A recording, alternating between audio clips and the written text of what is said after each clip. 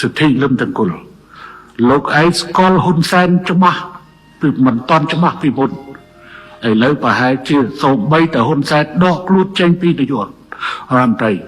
ប៉ុន្តែហ៊ុនសែនឈររឹងមាំនៅក្នុងអំណាចនៅកម្ពុជាសូមតែឯងកុំភ័ន្តច្រឡំ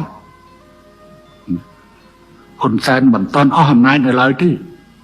ណាហើយអ្នកឯងត្រូវស្គាល់គោរមងារដៃគូដែលព្រះមហាក្សត្របបរិជាទានអ្នកកុំចង់ប្រហើនជាមួយកម្ពុជាហើយមើលស្រាលចំពោះកម្ពុជាហ៊ុនសែនបានគ្រប់គ្រងប្រទេសនេះចូលរួមចំណែកគ្រប់គ្រងប្រទេសនេះថាអញ្ចឹងទៅចុះរយៈពេល47ឆ្នាំហើយអ្នកល្មមដឹងថាតើហ៊ុនសែនជានរណាពិតប្រាកដហើយចតុភ័ណ្ឌព្រំផាន់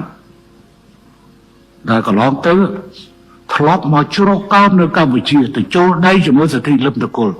ថ្នាក់ត្រង់សម្ដីបន្តិចអាក្មួយអាប្អូន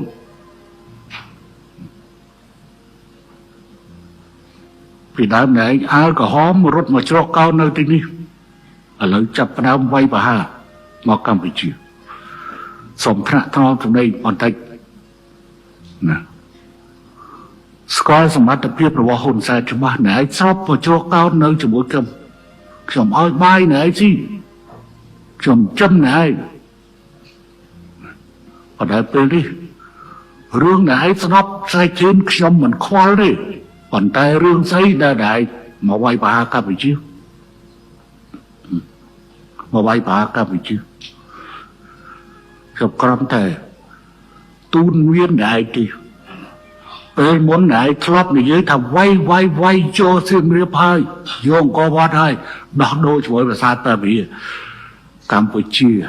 មិនមែនជាជ័យសម្រាប់ងាយស្រួលទទួលទានទេណាឯងមើលកម្ពុជាខុសហើយផន់ច្រឡំ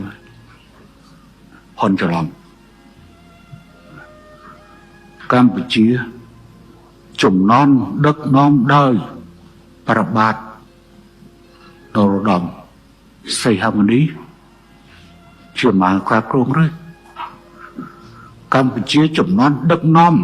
ដោយហ៊ុនសែននិងកម្ពុជាពេលនេះដឹកនាំដោយហ៊ុនម៉ាណែត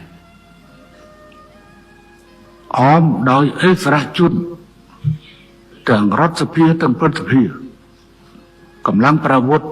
និងជាតិទាំងមូលរួមគ្នាដើម្បីប្រជុំមុខជាមួយសភាពការនេះ